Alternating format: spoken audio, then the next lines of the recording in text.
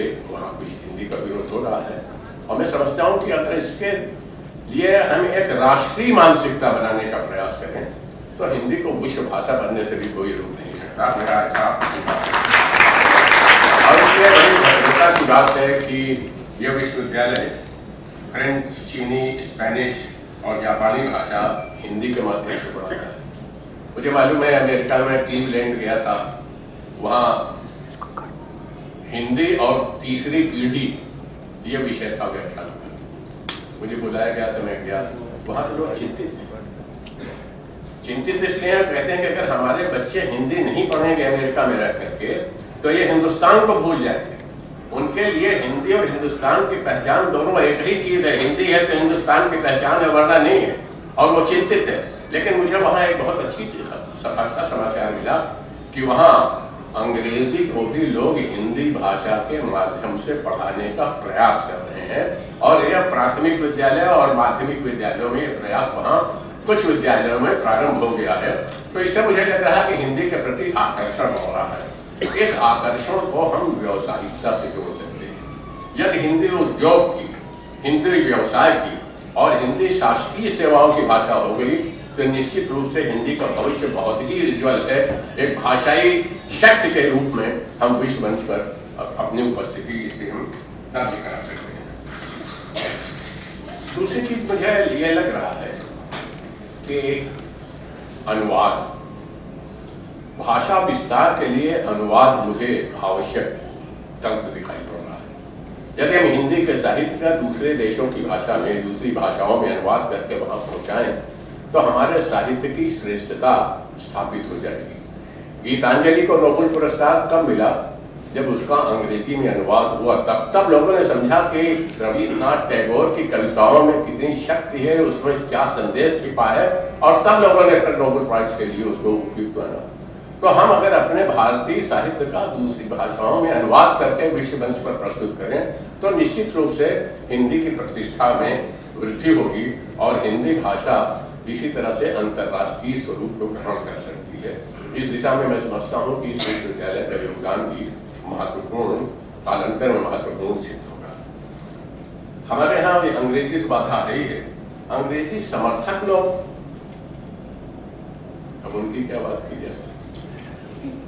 हमारे एक बहुत ही केंद्रीय मंत्री थे, उन्होंने कहा बिना अंग्रेजी के तो हम प्रगति नहीं कर सकते, हम अंतर्राष्ट्रीय मंच पर स्थापित नहीं कर सकते। तो मैं इसे कहना चाहता था, एक सवाल मैंने किया भी कई सभाओं में करके, हम क्या चीन में अंग्रेजी भाषा है क्या? चीन विश्व की सबसे बड़ी आर्थिक शक्ति के रूप में उभर आया, वो चीनी भाषा के दम पर आया। रूस, वहां अंग्रेजी नहीं चली, रूस अपनी भाषा के बल पर बढ़ गया, विश्व में शक्ति हो गया। जापान छोटा सा देश, अमेरिकी आर्थिक व्यवस्था के लिए वो चुनौती हो गया था जापानी भाषा के दम पर। तो हम चाहे रूस को ले लें, इटली को ले लें, जापान को ले लें, जर्मनी को ले लें, ये सारे देश इन्होंने जो प्रगति की है, उन्नति की है, अपनी भाषा के माध्यम से सारा कार्य करके किया है। एक और छोटी सी घटना मैंने प्राय उसका उल्लेख किया है और मैं समझता हूँ कि इस समय बड़ा सुसंगत है क्योंकि अंतर्राष्ट्रीय हिंदी विश्वविद्यालय है ये। मैं फ्रांस गया, फ्रांस की भाषा फ्रेंच है, लेकिन जो हवाई अड्डे पर कर्मचारी और अधिकारी नियुक्त किए जाते हैं उनके लिए 3 भाषा यूरोप के देशों में जानना आवश्यक है। एक अंग्रेजी, एक जर्मन और दूसरा फ्रेंच। तो फ्रांस में पेरिस हवाई अड्डे पर जब मैं उतरा तो मेरा सामान वगैरह सब साफ हो गया, निकल गया। साफ होने का मतलब गायब नहीं, यानी उसमें कोई आपत्तिजनक चीज नहीं थी, वो ज्यादा उसे कस्टम से क्लियर कर दिया। हमारे और साथी थे, दूसरी विधानसभा के अध्यक्ष थे, उनका भी एक विधानसभा अध्यक्ष महोदय का सामान कस्टम्स विभाग में रोक लिया। तब तक मैं बाहर जा चुका था, उन्होंने आवाज लगाई, हमें बुलाया क्योंकि डेलीगेशन का नेतृत्व, प्रतिनिधिमंडल का नेतृत्व मैं कर रहा था, तो उन्होंने बुलाया, मैं आया अंदर। उन्होंने क्या, देखिए मेरा सामान रोक लिया है और मैं इससे बात कर रहा हूँ, ये मेरी बात का जवाब ही नहीं देती महिला अधिकारी है। हमने भी उससे अंग्रेजी में बात करने की कोशिश की, वो जवाब देते फ्रेंच भाषा में कुछ बोले। मुझे तुरंत क्या लगा कि ये जो भाषा स्वाभिमान से जुड़ी है, कहीं न कहीं इस महिला का स्वाभिमान फ्रेंच महिला होने के नाते फ्रेंच राष्ट्रीय सदस्य और फ्रेंच भाषा से जुड़ा हुआ है। मैंने फौरन अंग्रेजी में कहा। जितनी देर मैं और मेरे मित्र अंग्रेजी में उससे बात करते रहे, वो हमेशा फ्रेंच भाषा में जवाब देती रही, जो मेरी समझ में ना आए, मेरे मित्र की समझ में ना आए। मैंने उससे अंग्रेजी में कहा, क्या आप चाहते हैं कि मैं अपनी मातृभाषा हिंदी में बात करूं? और इतनी प्रसन्न हुई उसने अंग्रेजी में तब जवाब दिया कि मैं स्वागत करती हूँ कि आप अपने देश की भाषा में बात करते हैं। तब मैंने कहा कि साहब आप अंग्रेजी समझ रही हैं, हिंदी नहीं समझेंगे, इसलिए मैं अंग्रेजी में कह रहा हूँ कि मेरे साथी विधानसभा के अध्यक्ष हैं, और विधानसभा का मतलब स्टेट पार्लियामेंट, राज्य की लोकसभा की तरह। तब उसने कहा अच्छा ठीक है। तो उसने अपनी फ्रांस की भाषा को राष्ट्रीय स्वाभिमान से जोड़ा। हम जिस दिन हिंदी को राष्ट्रीय स्वाभिमान से जोड़ देंगे तो फिर कोई शक्ति इसको अंतरराष्ट्रीय भाषा बनाने से और इसके प्रसार में कोई वृद्धि होने से कोई रोक नहीं सकती। मैंने छोटा सा एक उदाहरण दिया। लेकिन चीन जब मैं गया तो चीन के उपराष्ट्रपति से मेरी मुलाकात हुई, मेरे प्रतिनिधि मंडल से। तो मैंने अपने भारतीय दूतावास के लोगों से कहा कि ये तो अंग्रेजी में बात करेंगे कि नहीं करेंगे? उन्होंने कहा नहीं, अंग्रेजी भाषा में नहीं बात करेंगे, मेरे साथ दुभाषिया है। आप अगर अंग्रेजी में बात करेंगे तो वो आपकी बात का, आपके प्रश्नों का चीनी भाषा में अनुवाद करके उसको बताएगा, और वो चीनी भाषा में जवाब देंगे तो हमारा दुभाषिया आपको अंग्रेजी में, हिंदी में जैसे आप करेंगे। तो मैंने कहा तब तो मैं हिंदी में प्रश्न करूंगा। और फिर मैंने हिंदी में प्रश्न किया। हमारे दूतावास के जो दुभाषी अधिकारी थे उन्होंने हमारे हिंदी के प्रश्नों को चीनी भाषा में अनुवाद किया, और फिर उनका जो उत्तर आया तो फिर उस उत्तर के बाद हमने फिर उनका समझा कि क्या उन्होंने जो किया क्या नहीं किया।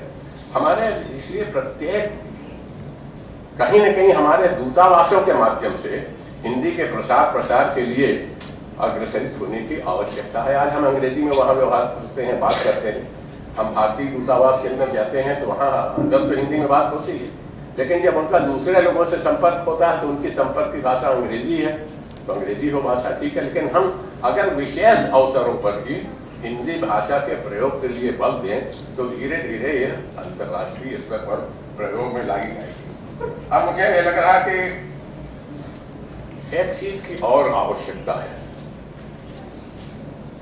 हम शेक्सपियर को बड़ा भारी कवि मान लेते हैं, शैली कीस्ट और टेनिसन को बड़ा भारी कवि मान लेते हैं, लेकिन रामायण ऐसा महाकाव्य कहीं है क्या? इसके अंदर क्या नहीं है? भी एक मैं पत्रिका देख रहा था, उसमें लिखा कि महाभारत को और रामायण को अगर आप पढ़ लें तो फिर जिंदगी में कुछ और चीजों को पढ़ने की आवश्यकता नहीं। बिजनेस मैनेजमेंट की पत्रिका थी और उन्होंने अनेक उदाहरण देकर के रामायण की चौपाइयों को उदाहरण देकर के कहा कि ये देखिए इसमें तो बिजनेस मैनेजमेंट के पूरे गुण रखे हैं रामायण में। कोई पढ़े समझे और समझ करके समझाए तो हम अगर अनुवाद के माध्यम से अपने साहित्य के ग्रंथों का अनुवाद करें अंग्रेजी और दूसरी भाषाओं में और उनको हम पहुंचाने का देशों में प्रयास करें तो इसमें कोई शक नहीं कि हमारी रचनाओं की सार्थकता, हिंदी साहित्य की श्रेष्ठता यह अंतर्राष्ट्रीय मंच पर स्थापित हो जाएगी। ऐसा एक मेरा छोटा सा सुझाव है कि इसकी जो है आवश्यकता मुझे लगती है कि होनी चाहिए। हमारी पाश्चात्य मान्यताएं हैं, हम हर चीज में पश्चिम की ओर देखते हैं, तो पाश्चात्य की संस्कृति के आधार पर हमारा जो जीवन चलता है, भाषाई जीवन से मेरा मतलब है, तो वो फिर प्रदूषित हो जाता है। वो फिर हिंदी को बढ़ाने की धीरे धीरे मानसिक क्षमता कम कर देता है। हमें उस मानसिक क्षमता में वृद्धि करने की आवश्यकता है। हम जब पाश्चात्य चिंतन से मुक्त पाएंगे तभी मैं समझता हूँ कि हम हिंदी को उन्नति के शिखर पर ले जाने में समर्थ होंगे। हमारी हिंदी भाषा बहुत ही समृद्ध है, जिसके अंदर शब्द निर्माण की क्षमता है, दूसरी भाषा के शब्दों को ग्रहण करने की क्षमता है, और दूसरी भाषा को नए शब्द, हिंदी के शब्द देने की क्षमता है। अगर किसी ने ऑक्सफोर्ड यूनिवर्सिटी ऑक्सफोर्ड डिक्शनरी देखी होगी कभी 2 साल पहले का जो उनका संस्करण आया है, उसमें हिंदी के कई शब्द उन्होंने अपने अंग्रेजी के शब्दकोश में शामिल किए हैं। ये भाषा की प्रगति का एक उदाहरण है। और अगर हम अंतर्राष्ट्रीय स्तर पर अपनी हिंदी भाषा के शब्दों का प्रयोग चालू करेंगे, जैसे बटोई कढ़ाई है, अब ये सब क्या कढ़ाई पनीर अब चलने लगा, समोसा है ये चलने लगा। ऑस्ट्रेलिया गया तो मैंने देखा कि समोसा उन्होंने हमें खाने में नाश्ते में दिया, तो मैंने कहा इसको आप लोग अंग्रेजी में क्या बोलते हो? बोले अंग्रेजी तो you don't know, this is samosa. Samosa प्रसिद्ध हो गया ऑस्ट्रेलिया और न्यूजीलैंड में, हमें नाश्ते में समोसा मिल रहा है, कढ़ाई पनीर मिल रही है, और क्या क्या मिल, तो धीरे धीरे प्रचलन, हम अपने अंदर किसी भी प्रकार की हीनता का भाव न रखें, हिंदी के शब्दों में का प्रयोग करके और हिंदी भाषा में बात करते हैं। न्यू जर्सी में, अमेरिका में मैं क्या है घूमता रहा, मैं देख रहा हूँ कि गुजरात के जो व्यापारी हैं उन्होंने अपनी दुकान के आगे गुजराती में भी लिखा है, अंग्रेजी में भी अपने प्रतिष्ठान का नाम लिखा है, हिंदी में मुझे एक नाम केवल मिला, और वो नाम किसका मिला, उसमें एक बांग्लादेशी व्यक्ति का रेस्टोरेंट था, तो उसमें देवनागरी लिपि में इंडियन रेस्टोरेंट लिखा हुआ था। शब्द इंडियन भी अंग्रेजी है, रेस्टोरेंट भी अंग्रेजी है, लेकिन उसने देवनागरी लिपि में लिखा था। सारे न्यू जर्सी के अंदर मुझे एक रेस्टोरेंट मिला। मैंने उसके बाद लोगों से वहाँ अमेरिका में, न्यूयॉर्क में मैंने आग्रह किया, मैंने कहा आप लोग कुछ नहीं करिए, हिंदी के प्रचार के लिए केवल इतना करिए कि अपने घर के आगे जो नाम पट्टिका होती है, नेम प्लेट होती है, उसको हिंदी में लिख लीजिए। वहाँ आप देखेंगे कि हमारे मित्र कई यहाँ बैठे हैं, गए होंगे, तो वहाँ मकानों के आगे अपना नाम नहीं लिखा जाता है, पद्धति नहीं है, नंबर लिखा रहता है, 15 नंबर, 16 नंबर, 18 नंबर, 20 नंबर, कोई भी व्यक्ति नाम पट्टिका अपने घर के आगे नहीं करता। मैंने लोगों से अनुरोध किया, मैंने कहा कि आप लोग नाम पट्टिका लगाइए, इसमें कोई बुराई भी नहीं है और प्रतिबंध भी नहीं है कि आप अपने मकान के आगे अपने दरवाजे पर अपना नाम नहीं लिखेंगे।